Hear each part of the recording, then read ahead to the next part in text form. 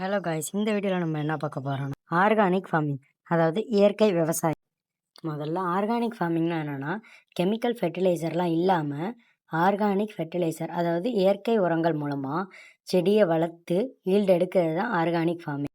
Types of organic inputs என்னென்னு பார்த்தீங்கன்னா, manure, compost, vermi compost, oil cake, neem cake, groundnut cake, அது மட்டும் இல்லாமல் பயோ ஃபெர்டிலைசர், அதுமாரி நிறையா இருக்குது.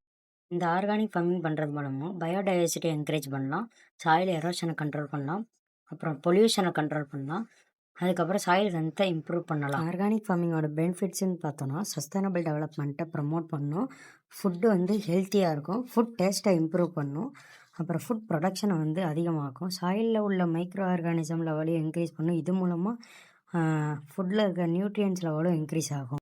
ஒரு ப்ராடக்ட் ஆர்கானிக்காக இல்லையான்றது சர்டிஃபை பண்ணுறதோட வேலை தான் தமிழ்நாடு ஆர்கானிக் சர்டிஃபிகேஷன் டிபார்ட்மெண்ட்.